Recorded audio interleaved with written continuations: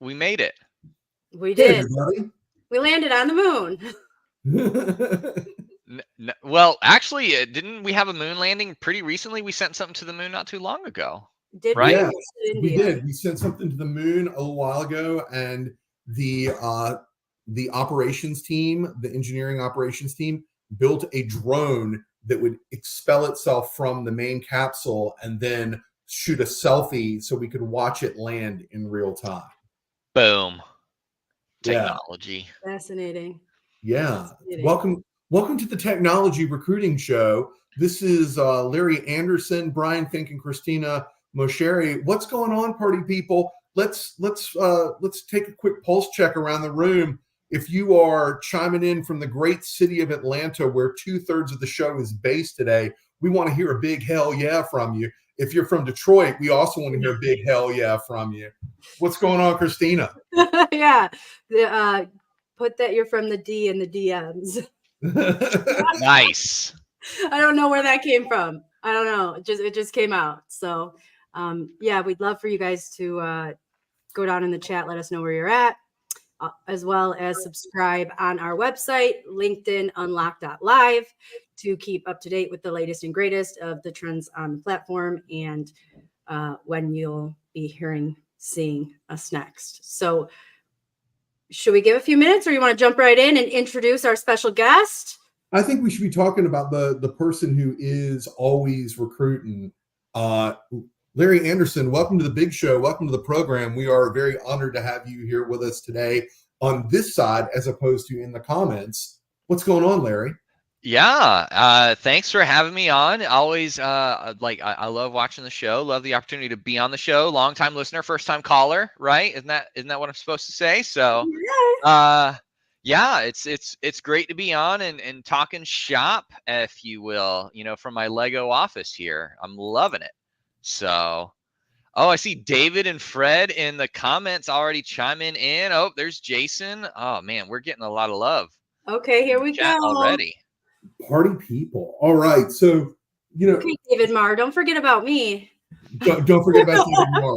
Don't forget about David Marr. David Marr. I thought I said David. David, I didn't mean to forget you. You tag me on all of your posts, and I love it. Thank you so much. You're a godsend. So speaking of David Marr, I just want to give him a shout out. David, I left you out of my newsletter today, and there was no intentionality in doing that. I was talking about community and the importance of creating an audacious and awesome community. We're going to talk about that a little bit, about maybe some things that are going on in Atlanta, not to make this an Atlanta-centric show. But if you're not following David Marr and you're not subscribing to the updates that he puts out there about what's going on in our community, who's hiring, who is augmenting their teams, who's looking for that diamond in the rough, David Marr, 2 words, 9 letters, David Marr, get on it. That's where you need to be. Well, he's got a few extra letters after his name, the CAR and the CSSR. Credentials. So, those credentials. Credentials. You speak in the alphabet soup. So let's get into the soup. There were 5 letters. Look at me, I'm counting today. You can tell that I've been doing math homework with Maddie this afternoon. Bold of you to do math live on a recording, dude. Like, that's wild. Well, it's not a recording. I wouldn't mind also doing some live Boolean search so that we can show people that X-ray is not dead on Boolean. On Google or Bing or DuckDuckGo. I'd love to have a razzmatazz at that. But we said that we were going to talk about generative AI and how you can be using it on the platform. Larry, before we get started with all this nonsense, why don't you kick us off? Who are you? Where are you from? What's going on? Who's Larry Anderson? Yeah, so I'm Larry. I grew up on a Vidalia onion farm, growing Vidalia onions in Southeast Georgia, and somehow I got into recruiting, about like 8 years ago, and been doing it ever since. Mostly tech recruiting, doing some contracting work right now, doing some sales recruiting, which is fun. Yeah, finding people to sell medical devices and stuff. So really. Yeah, like it's for a company called Stem Labs. They're selling biologics and stuff for wound care. Wild stuff. Love that. Yeah. But been recruiting for 8 years now, and really I just love. Is this your best year yet? Well, no, I mean, I got laid off from slalom back in September, so I wouldn't say it was the best year yet. Oh, but that was last year. 2024 so far has been amazing. Yeah, same for me. I So, got laid off last year too. It's good, October, but it is what it is in our neck of the woods. yeah, I mean, we can talk a little bit about the market too. It's been a wild Oh, I would one, love but that. yeah, But but outside of that, yeah, just doing everything I can, meeting a lot of people, doing a lot of networking while I'm working, yeah, and doing everything. It is that, like, it was really prescient that Brian kind of, that newsletter today talked about creating community and stuff, because that's something that I'm really passionate about. I'm a big believer of paying it forward I and agree. having people, like, doing things for people without expecting anything back. Like, that's a big driver of what I like to do. So We love that. And Brian and I talk a lot about like the give and take and pouring into someone's cup and then pouring into yours. And I just think that it's super important to have the right community around you. I was I stumbled into this. I met Brian at TA week last year. And literally we've talked every day since. yeah, And we bonded over Hot Works, which had nothing to do with what we were there for. And I think that that's really important to point out, is that I think a lot of people, our audience is recruiters, business owners, operations, sales, we got people from all over. So, it's really important that I want to get out is that unconventional connectivity. That's like my new thing. Like you yeah. don't, yeah, I hear a lot of, like, speaking of job market, like, oh, you don't have you have a more non-traditional background. That I've been told a lot. And, we're kind of in non-traditional times. So it seems like that should work, right? Yeah, I would think so. Like, and what's wild too is even like, speaking to this kind of like market that we're in right now, some of the networking stuff that I'm doing with people is, like, everything I try and do is provide value, Yeah. and like, and traditionally in the past it was like, hey, you just want to grab some coffee and we can talk, about stuff. And now it's VC. like most people don't want to just go and hang out for coffee. They want to have some value to the thing. So you got to bring some value to that conversation, right? Starbucks isn't as valuable as it once was. It may cost more, but but Mm. um You can go to but lunch with it's you Brian on that. gotta you gotta bring something to the Dude, table, whether it's you're dropping some vibes on Yeah. Starbucks, man. I I was I like, don't go in that land. I live in a building with a Dunkin'. I have no right to talk about anybody's coffee, right? So, I mean, but that said, like, a lot of what I do whenever I'm reaching out and connecting with people is it's not about, hey, you got a job. It's like, hey, what can I do to help you? And a lot of these people are being supportive and helping them in whatever they're doing, whether they're also on a job search, whether they're looking to connect with people in my network. I always try and present it as a way where, hey, how can I help you? Because all I want to do is network with you and chat with you, and maybe something will come up down the line, but you don't, like, that's me gaining what I want. What are you wanting that I can get for you? So that way we can both leave the conversation with something, with a positive outcome, Yeah, because the last thing I want to do is just leech people's time, because time's valuable. You got to do something that you absolutely. can help others with. Yeah. So but that's kind of how I've been going about networking and meeting with people. And sometimes those networking calls are, resume reviews, or LinkedIn reviews, they're venting sessions, depending on, Yeah. who You never know what it you're going to is. get into in So one of those. well, yeah, look, we talk about venting sessions, and we can certainly have one here today. We've had those before. I do want to give a shout out to the team at Hire Easy. Hire Easy, not a sponsor, but if you want to, we're Yeah. open to it. We're open to Yeah, it. is that Hire Easy has every 2 weeks recruiter therapy, right? Mhm. And it really kind of tackles some of the big overarching issues that Larry's touched on, about the fact that there are people who look. I'm not going to call anybody by name, but this morning I received 4 in-mails from people saying, "Hey, Brian, I've been looking for months. Are you open to hearing what I bring to the table?" And Larry, that runs counter to the advice that you're giving. You're saying, what can you do to bring value to the conversation? Mhm. Not here, hire me, bring me a job. Where does this come from? This idea that you want to put in the work first before you extract value. Yeah, well, I mean, everybody, like you said, you got 4 of those messages today, and they're all asking there for something, right? But, and it's like I was in that same spot back in September, October, November. I'm like, and I wasn't getting a lot of traction to getting to network with people that I wanted to network with necessarily, that I could actually gain, some potential leverage. But I wanted to come in and say, hey, I've got some great candidates that I've worked with that I know are looking for jobs. I know you fill similar roles, would love to connect with you Yeah. and see if what roles you're recruiting on. And if I end up being a great fit for a role in the future, great. But if not, no big deal. I've got, people that in previous companies that I've placed that are currently looking. I'm not going to be specific because I don't want to name names or anything. Mm. Yeah. That kind of stuff. That's how you can do it. Is like, hey, I've got great contacts of people that I know are looking. Would you be Yeah. open to having a conversation with me, and I can connect you with some people? And I have past candidates reaching out to me asking, hey, Larry, I know you used to work at Slalom. I see they just posted a role. Can you connect me with someone at Slalom that's still recruiting? And I'm more than happy to do that. Right. So it's just it's connecting people is so easy to do, but it takes that initial investment of, hey, I need to be that trusted person that both sides will agree, oh, Larry sent me somebody, or I can ask Larry to send me, and I know he's going to have that rapport, that goodwill with that person, that it's going to go somewhere.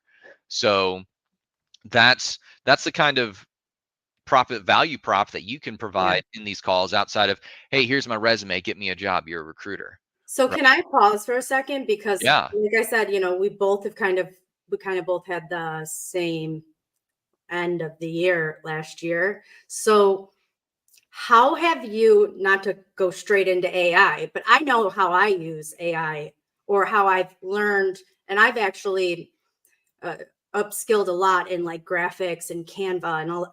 I just stumbled into that, right? As we grew LinkedIn Unlocked and like needed to create stuff, right? But Yeah. what have you used? Because and I welcome, like, challenge me if I'm wrong, but I feel like in this market, the employers are expecting a lot on the front end, Mm-hmm. or more than they were before, or it's just a lot harder right now. And using AI to help get a job, is that wrong? Because if it is, No. I don't want to be right. No, Yeah. 100%. It's not wrong. Like, so there's a lot of ways, because it's easier now than ever before to tailor your resume to a job description.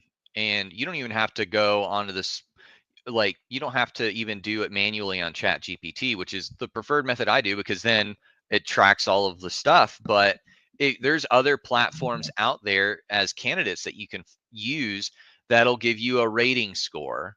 How much of that is actual, use? Like, I mean, that's a whole nother topic from another Yeah, thing, because I hear the dreaded ATS filter all the time, and little do people realize that it's just the recruiter's eyes. That's the I filter, know. the frontal lobe, if you will. But that with beyond that point, there are it's easier than ever to tailor your resume or to craft a cover letter, and you can even prompt it to give you specific types of formats too. So if you've trained it in that way, you can have ideal formats. And I use, like, not even tailoring, but even in the crafting of my resume now, I tell ChatGPT, hey, you're a recruiting manager for XYZ style company, and you read this resume. What are some positives? What are the negatives? And I Ooh, have it review my resume. Like, I do that on a monthly basis, just in a totally new chat. So I can say, yo, dog, what's new? What has the LLM learned since the last month? Because I know millions of other people have done something similar. Let's see what the different prompts come out. And that's that that's sauce how I right there. tailor my resume on a month. I do it at the beginning of each month while I've been on this job search. Is I just go in, I put in the prompt, hey, what are the positives? What are the negatives? how would you rephrase this? And then I give it another personality. Now you're a resume reviewer or a resume writer. How would you rephrase these things in a way that would not make this negative? So that's something that I do on a regular basis. And a lot of it has helped with my resume becoming more quantitative. It's helped it become more, action verby as opposed to passive verby for the I guess that's or lazy verb. I don't know what the opposite of an active verb would be. I'm not a A linguist. gerund. Or It would be a gerund. there we go. Okay. Perfect. Yeah. I'm That responsibling. But like beyond the resume too, I think there's a lot of people that want to create content. There are a lot of people that look at us and think, wow, like, they're doing the damn thing. And I want to help people to use tools to grow their platform on LinkedIn. So like for example, like the picture of all of us, right? Special guest, that I used ChatGPT to get that template, and I pulled everything off of it and customized it the way I wanted to. And now that's like my template, and I am just able to repurpose it every month. And LinkedIn likes repetition. So, keeping that same Wait, background wait. LinkedIn likes repetition. for, no. for images, I believe so. Yeah. I So could be wrong, but for me, based on my impressions, like Brian, we talk about this all the time. If I post I had a picture I posted for Brian's book, Talk Tech to Me, and I don't know if you've noticed, but I've been wearing my hair like this ever since. But it was like the one of the posts that has gone. I have the most impressions on, and every time I use that picture, it goes and it keeps going, and it's It's like just the like, algorithm's locked in on that look. yeah, on that look exactly. So I like, not that I am replicating it now, but I would need the red lipstick. But like that was a really impressionable post for me. And yeah, I continue to use it, and I've been A/B testing, and yes, that image, LinkedIn likes the repetition of it. well, I mean, we know that AI detects clear violations, and this has kind of been reported by the likes of Hootsuite and oh man, I forgot the name of the company. I Like need to. I was just thinking of it's not Hootsuite. It's the the other Salesforce one. competitor. Yeah, Who's the Salesforce competitor? Ooh, I don't know who's the Salesforce competitor for I Hootsuite. I know it's No, on the no, tip. no, no, no, no. You've got Hootsuite, which is in one area, and then you have a Salesforce competitor that HubSpot. Yes. Oh. Oh, yeah, obviously. Oh, I thought you talked about some Salesforce bought some company like Hootsuite. That's where Yeah. my mind was going. Okay. No, No. Salesforce's competitor, yeah, HubSpot. Yeah. Yeah. So what happens, and both of them have reported on this about the AI classification pipeline, right? The AI classification pipeline is where you create the content. And if you want this, DM Christina, I will get a copy of this. But in my mind, it's where you create content, and then there's a scoring that goes down and says, is it part of the spam filter, right? Is it excessive with emojis? Is it good content? Like there's a human review, like how many people have Where is that, upvoted it. on HubSpot? Yeah, it's on how to hack the algorithm. Okay, but on their, like, they have their little academy.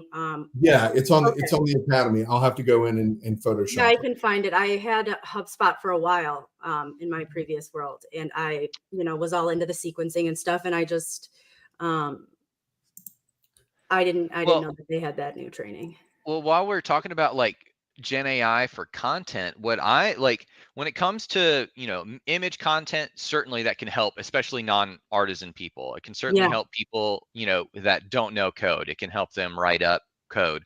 When it comes to actual like written content, I find the best way to use it is in two ways. One, have it generate ideas, and you don't write on those ideas, you react to those ideas Yep. of like, oh, that's BS.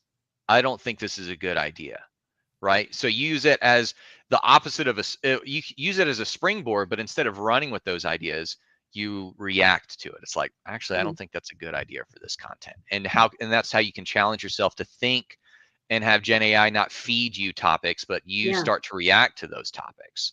And then the other thing is at the end, you do it at the front 10% and the final 10%. The final 10% is you having it review your article or written content and say, what's the tone? How are people going to receive this? What's the audience going to think when they read it?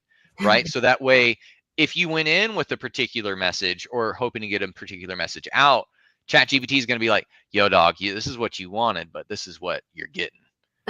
So you might want to go back and change it. And that's where you can ask it of like, where is the change that I should go? So it shouldn't be in like that 80% of the work should still be you, but the first 10% and the final 10% are where ChatGPT, when it comes to written content, is the best, because it can help spur ideas.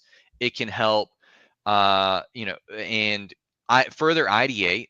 And then from there, you go into, how do you go about tone analysis, like that sort of thing. I see, Brian, you popped up tone prompting. That was me. Oh, okay. Yeah. So let's talk about that, because LinkedIn is prompting us using AI and using sponsored content for their everything, for their badges, right?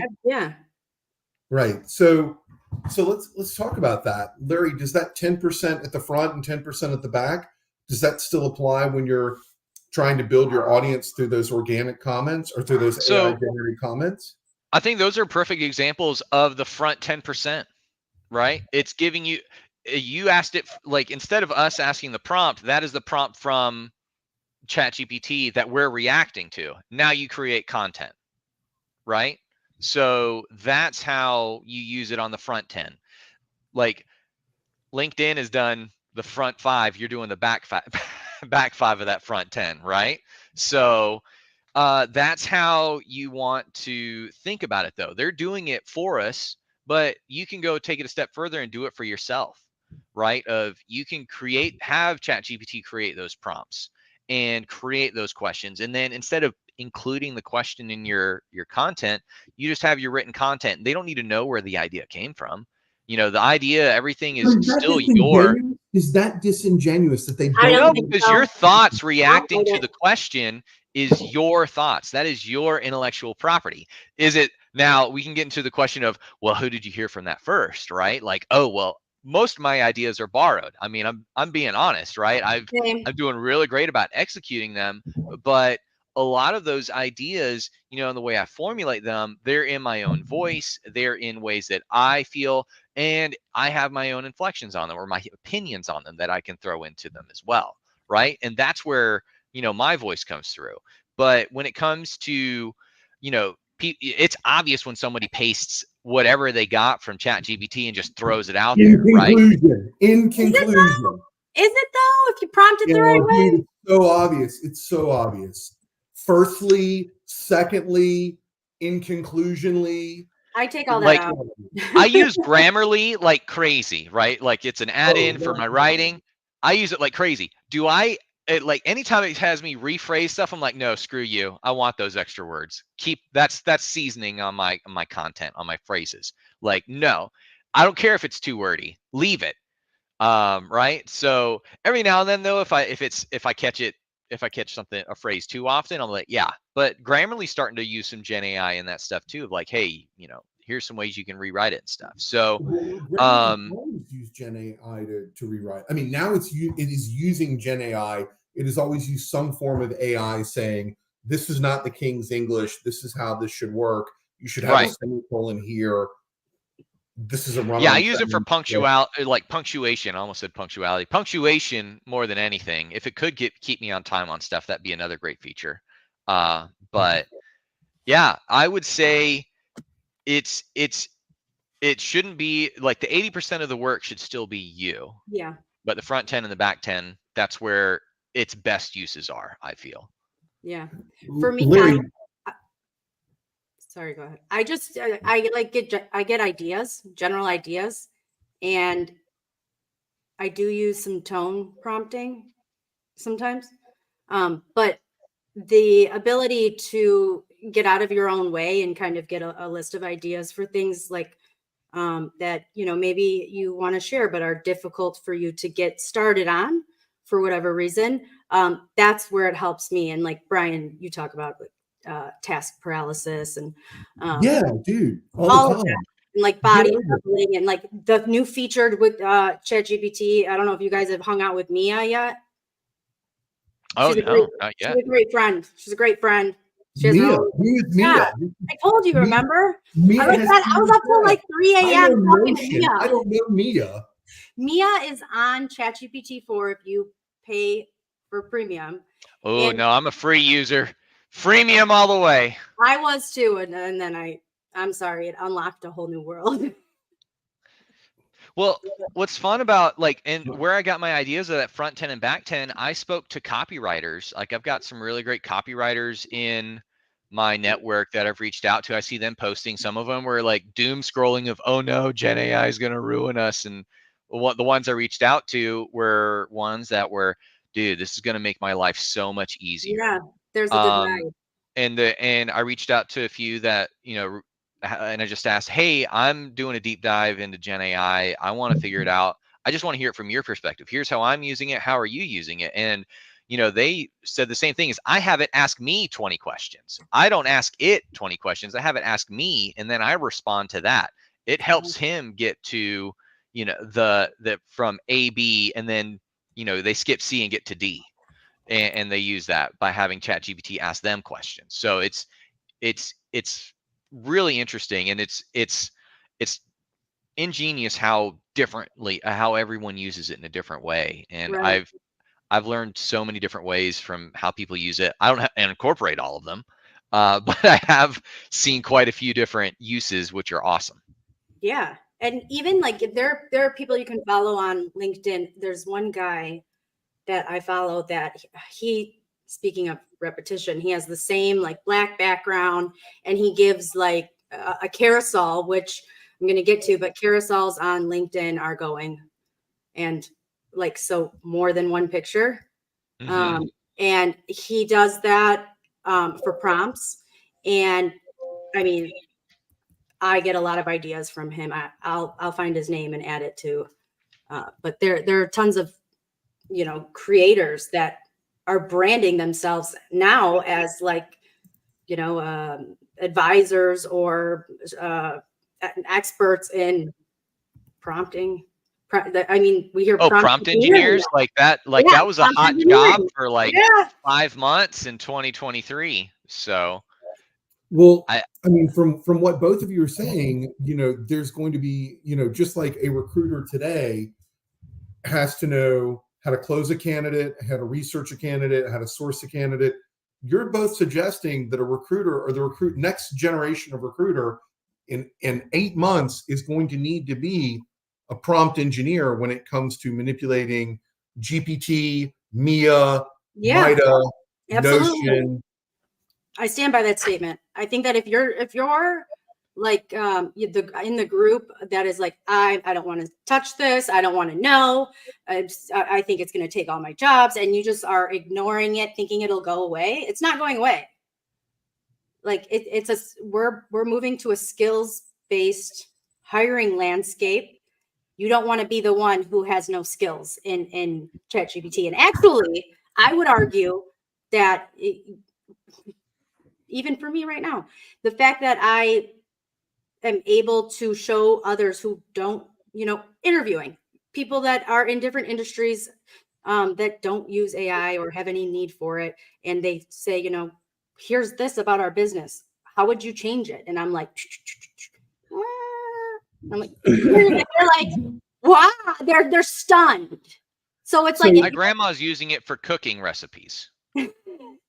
Like, I kid you not. So about recipes and recipes for success, I want to take it back to this the comment that Larry made and the maybe made like at the 5-minute mark. If you're watching on YouTube, you can go back to the 5-minute mark. Is that Larry, you made a comment that was suggestive of what people can be doing to stay ahead of the curve when it comes to applying for a job, about creating an offer letter. is an offer letter that is authentic created by Chat GPT? And if so, how is it authentic? If not, why is it inauthentic? You're talking Mm. about an offer letter from a No, company? I didn't mean to say offer letter. I meant to say A cover cover letter. I letter. apologize. Cover letter. Cover letter. So I hate Oh, cover Christina's letters. making a face like she wants to talk about skills-based recruiting and not about the efficacy of a cover letter. I I don't like cover letters, and I don't really love resumes either. If you know me, you know that.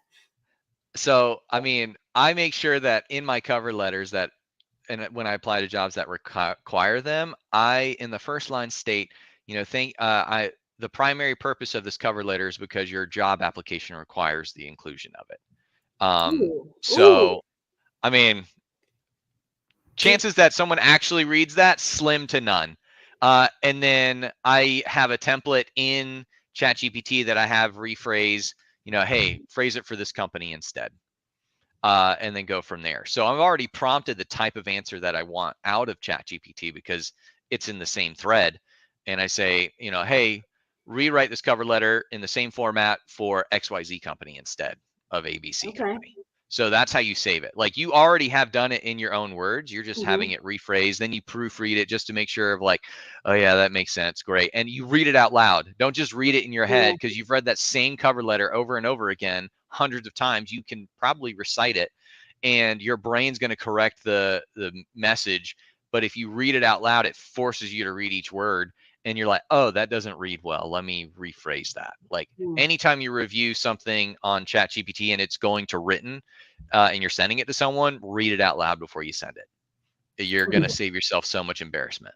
And then another thing that I want to click into, that we go back to the 2-minute mark, is that, Larry, you said that right now you are actively recruiting for sales. Is that you typically recruit for technology? That's what I know you as a technology recruiter. Who called this one? What has the shift been to working on coming from technology to sales?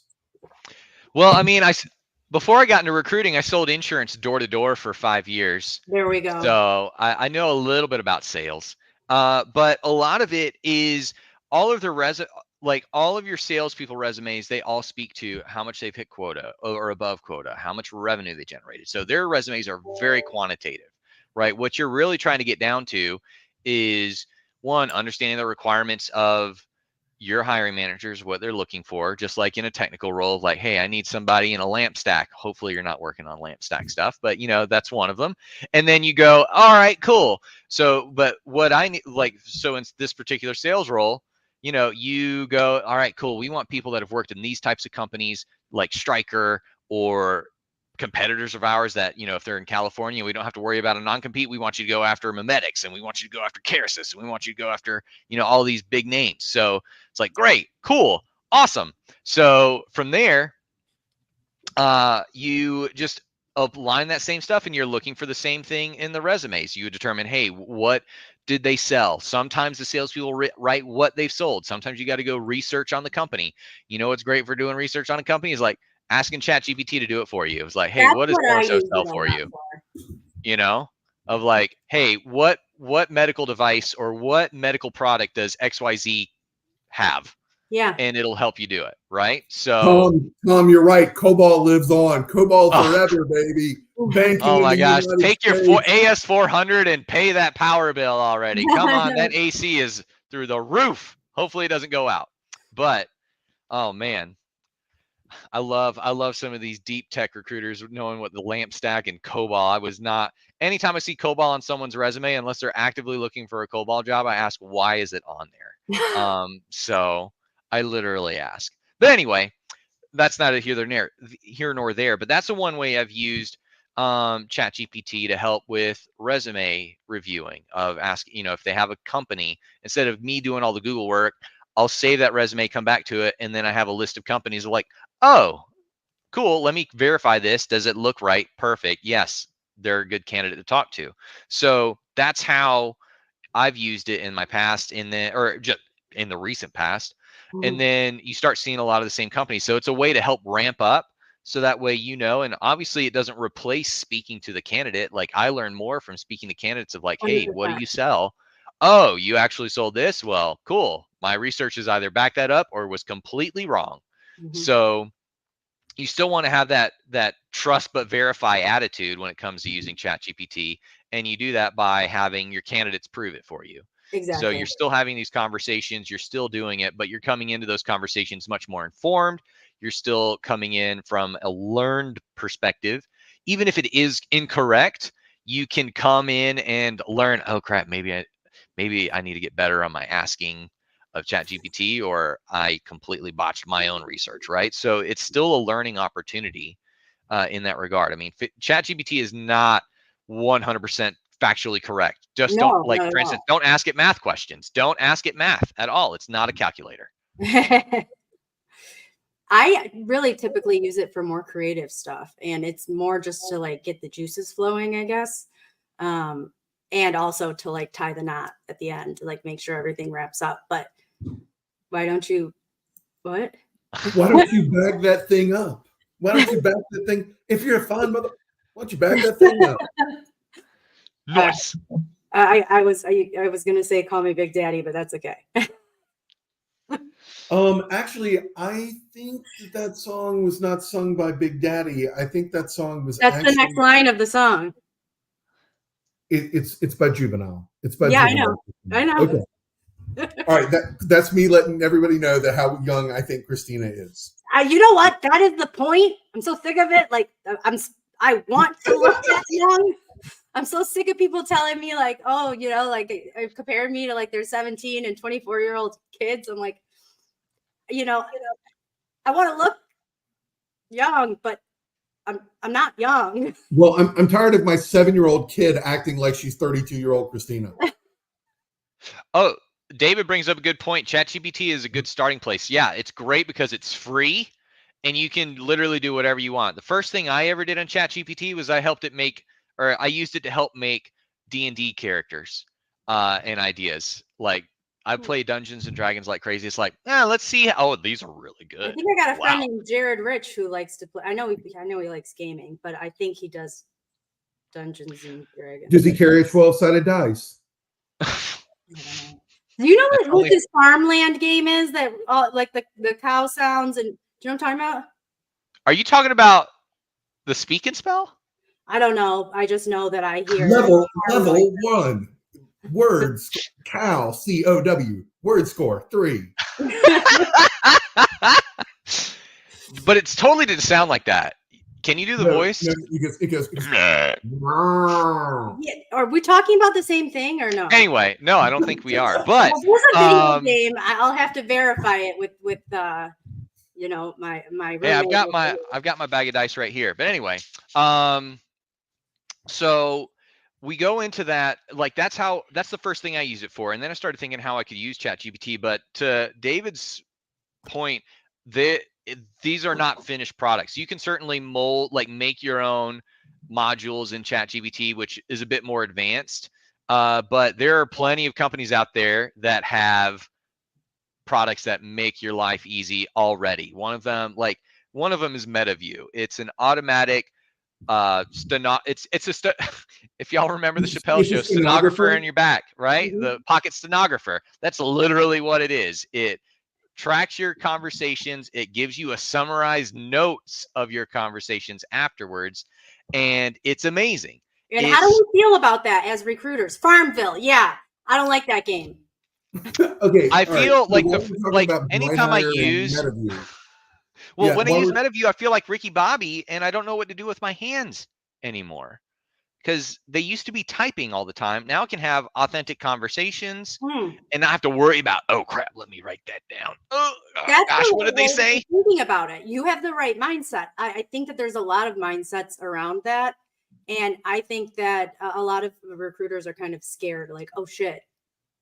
What are they scared of? What exactly? They're scared of the world knowing how they really do things. The FBI is coming to get me. Like, if you're scared of being recorded in this day and age and having it go viral that you treated somebody poorly in a candidate experience, that's your own fault. Christina, no, you are incorrect. If somebody goes through an interview process and exhibits trust in the interview process, and signs an NDA, they That's can't different. broadcast. They can't broadcast. I never said that. Sign an NDA. That's a completely different story. But I'm saying, wait, y'all have people sign NDAs before they talk to you? Y'all must be real pleasurable people on the phone. well, Brian is Well, clearly. there was a company I used to work for that was called Twitter that used to have every candidate sign an NDA before they went for a final interview. Holy And I cow, probably for a just broke final. I probably just broke an NDA by giving that away. Oops. Well, I think it's broken anyway. So Actually, in terms of engagement rates, Twitter's engagement continues to climb really, while Christina's favorite talk tick continues to backslide. well, it'll get back. Just wait for it. I'm in the business hub, so I see things that you guys don't see yet, and I think it's gonna bounce back. Notice the ADD all over this chat. Whoops. Oh man, well this conversation's definitely enabling this too, for sure. We're enabling the ADD. I think that's part of the problem of me being on the call is I'm very sporadic. Special guest Larry Anderson, all the ideas. The special guest Larry Anderson, Pam Rahal, and Pam, I'm sorry if I mispronounced your last name, is that Pam had made some really thoughtful comments about recruiting sales professionals and the stories that they tell and the answers that they give.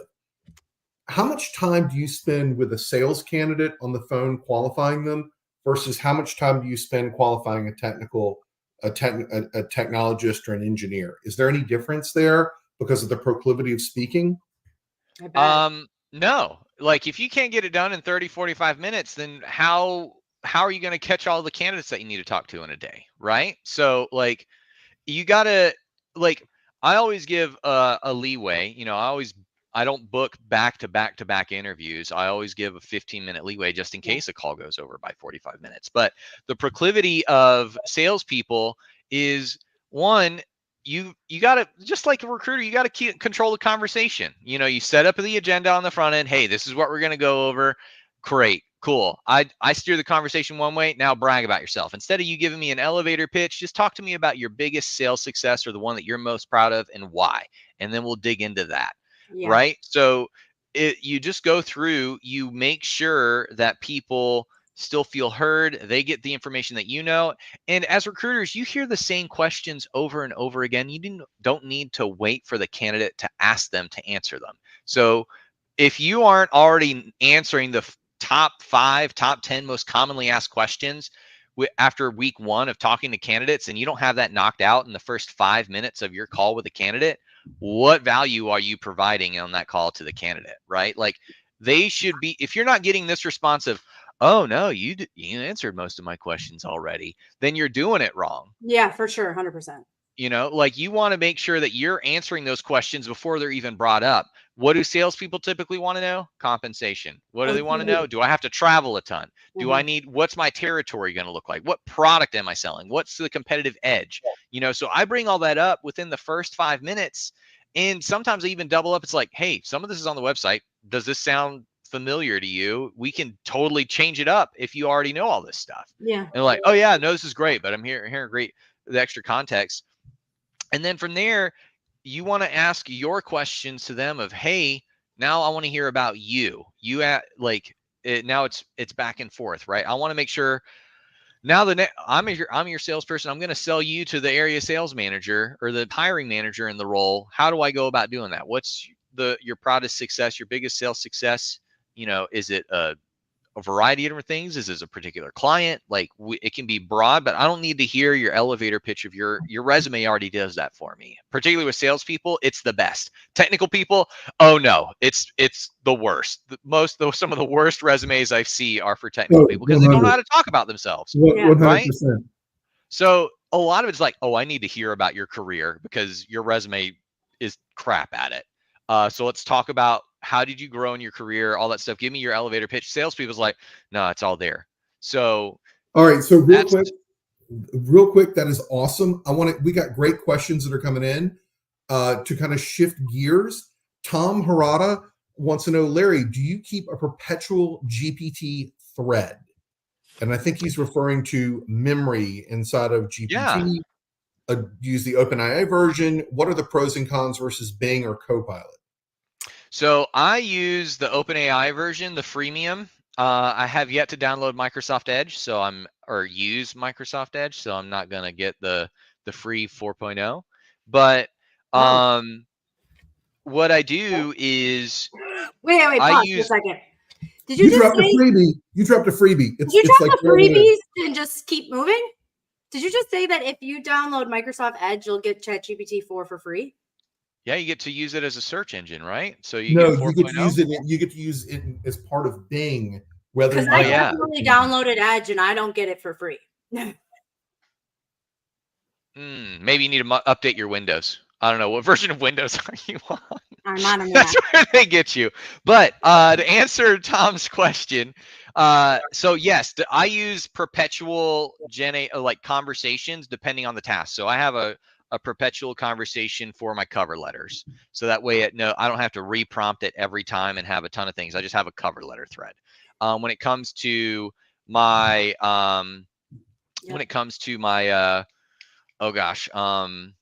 resume reviews, I use it in a new conversation because I want it to have a completely new perspective, right? I don't want it to remember my old resumes. I want to see what it's learned in the last month from thousands, if not millions of other people also asking it for resume advice, just to see what different things I get. Some months it's more drastic than others, which is what I want, right? I don't want to hear the same thing over. So I create that in a new conversation. So those are just two examples there.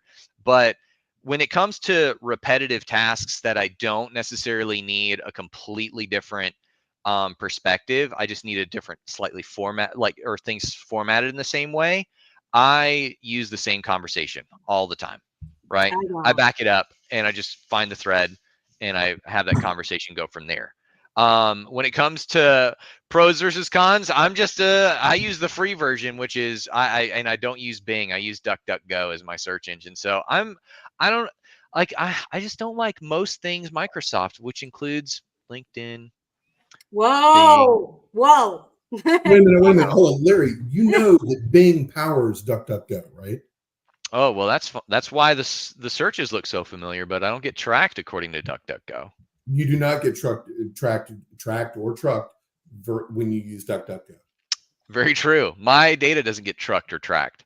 But big thing about backing it up to being a value add, like I would love to share some resources in the chat that I've used to find lots of really great tools. Like these are really great things. There's also a TA focused Discord channel and they talk about AI tools in there all the time.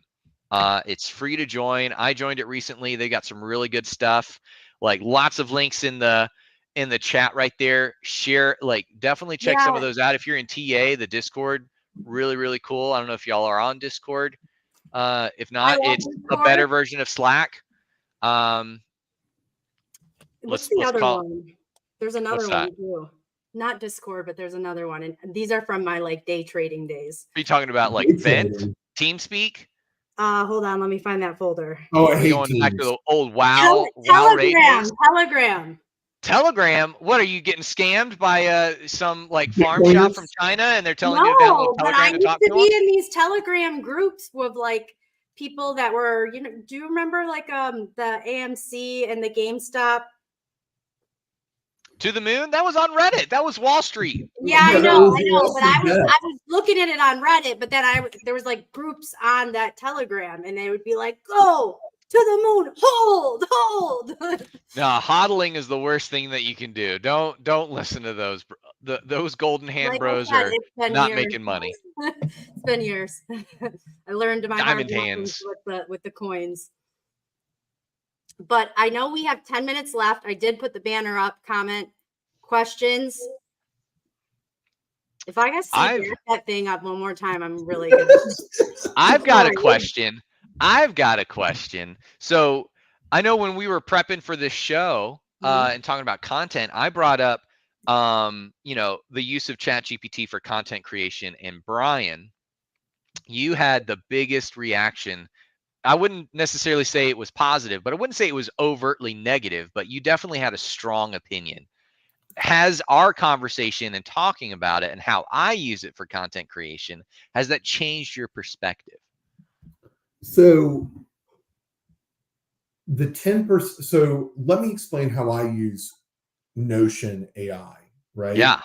Is that I use Notion to help collect my thoughts and put my thoughts together. Like I will, when I'm at Starbucks in the morning, shout out to Starbucks if you're listening, we'll take you as a sponsor. Is that when I'm just We'll like, take Notion too. yeah, just when I'm rambling on the keyboard in notes, I have a lot of different thoughts, and I use Notion to put those together. Right? I have not thought about using a chat GPT to kind of put the beginning of something in, because I think the beginning is your hook, and your hook has to be authentic, right? Like, this morning I sent out my newsletter and I was talking about unity in the community and about social capital. And, I don't know if chat GPT, I'm lost, Larry. I don't know if chat GPT could have said, oh, this is what Brian is trying to say, right? Like, I'm sure it could have come back and said, hey, Brian, this is bowling for, this is Robert Putnam's Bowling Alone. This is what it means, and given a quick summary of it.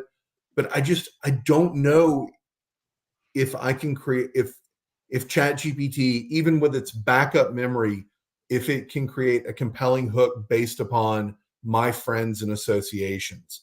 And I think at the end of the day, friends and associations are what make LinkedIn powerful and what allow you to garner and communicate with individuals in a truly authentic way. Brian, we got a question for you. How about using ChatGPT to X-ray LinkedIn, or should we use Brian Fink's CSE to do it? If you're listening. All right, so real quick, about ChatGPT to X-ray LinkedIn. David Moore, that's a great question. Thank you for dropping that in the chat. Is that I have not been successful with building compelling Boolean strings for search inside of ChatGPT. What I will use ChatGPT to do, though, is that Larry mentioned competitors.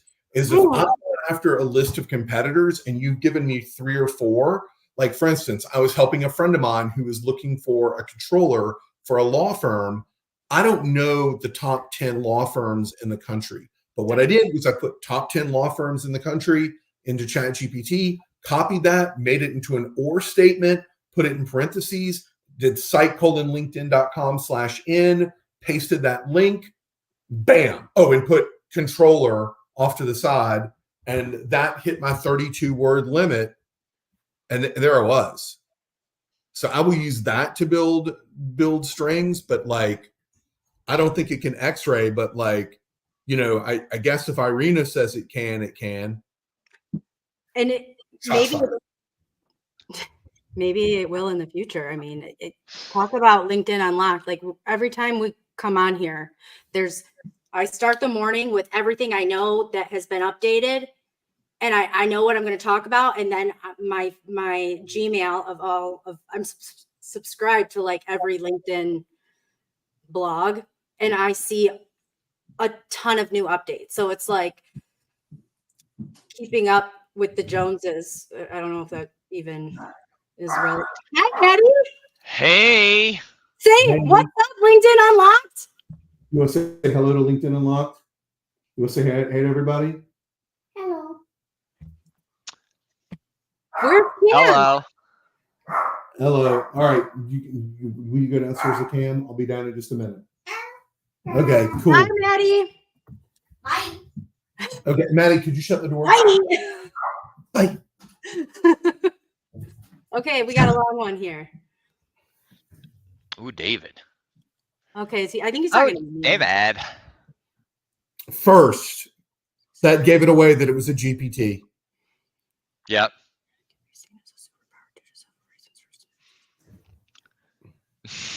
Yeah, okay. I'm confused. What did I miss?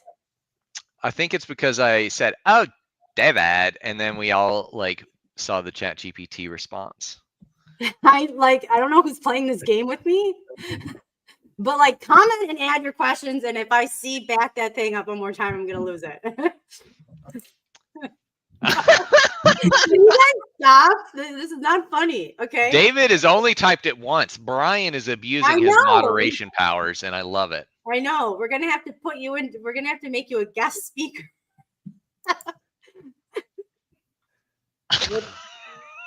I bring the worst out in Brian. That's I blame it all on me. What does that mean? Stop it.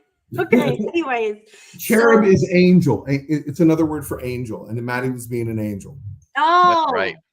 And I can't believe, Christina, that you bring up Juvenile's song when my daughter's in the room. Oh, I'm sorry. The ADHD in me did not even catch that. I apologize. I didn't say the real words. It's okay. Anyways, I didn't bring it up in the first place, okay? So I think you got to blame David Marr. Well, David, he prompted ChatGPT, and we got a response. It was the prompt and what it wrote.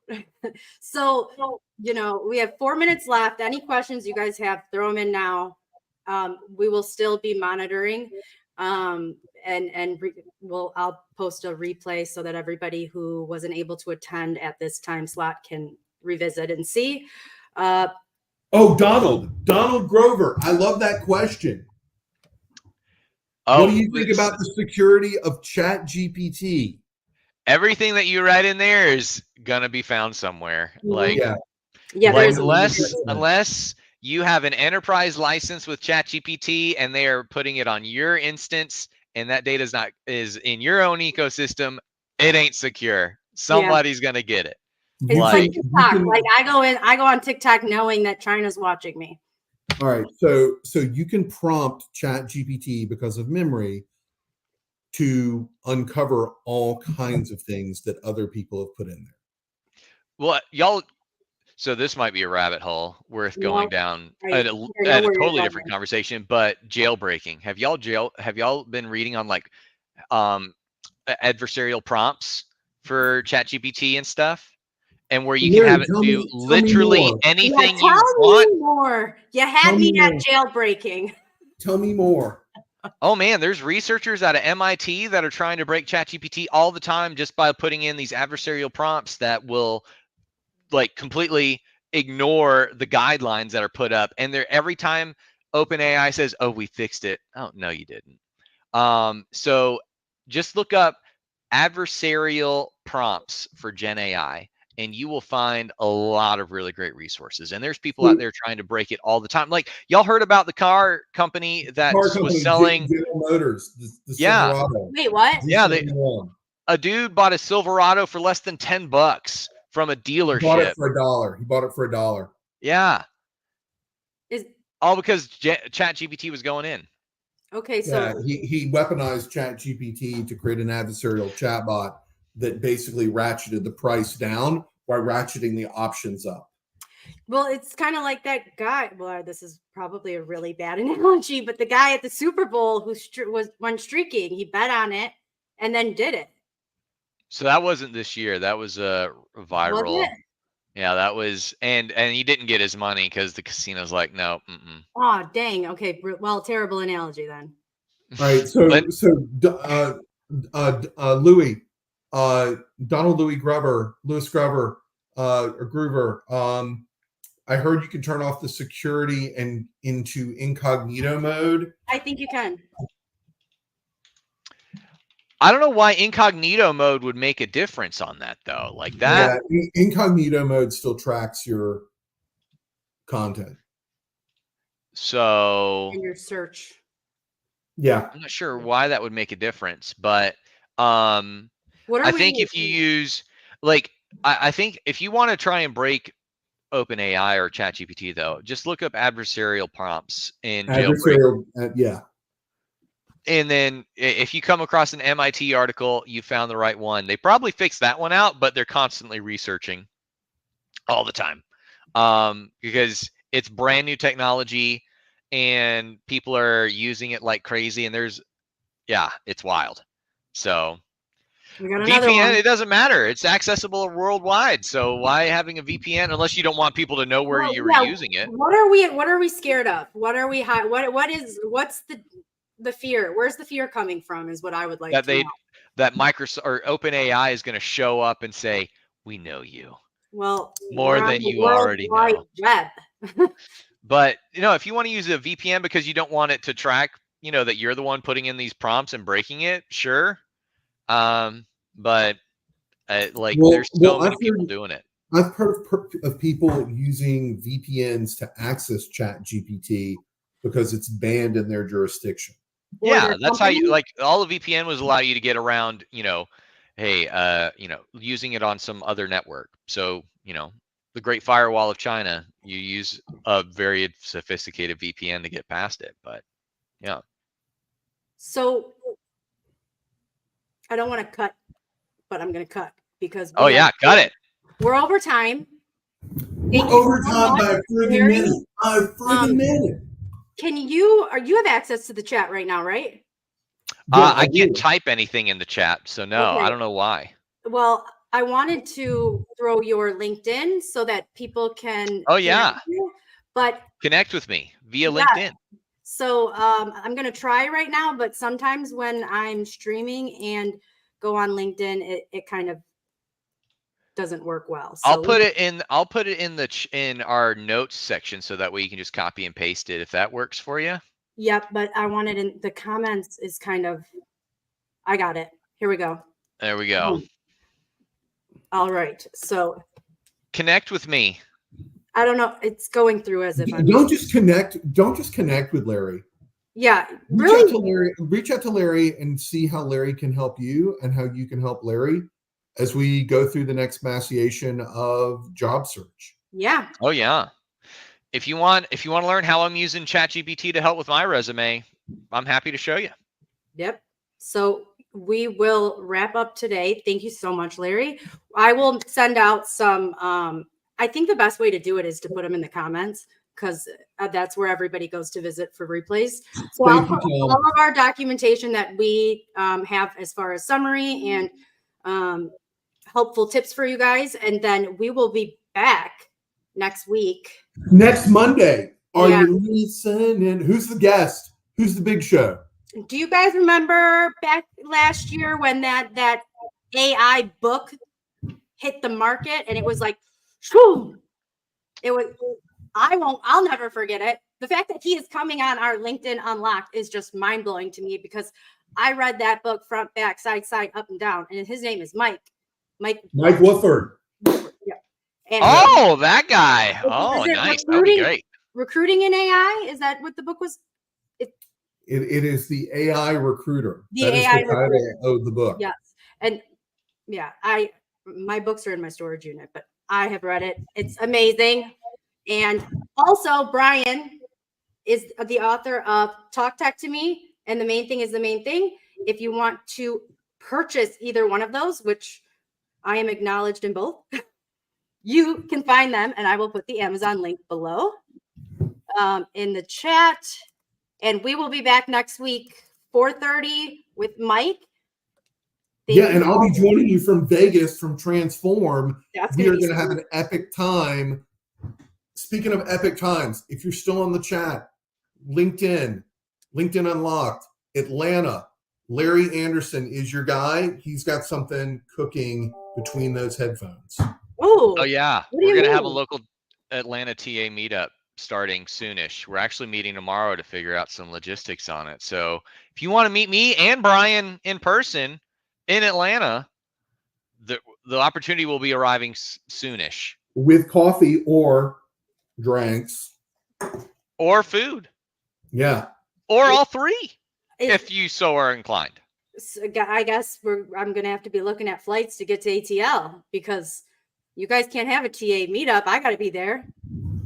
When is it? Do we have any dates?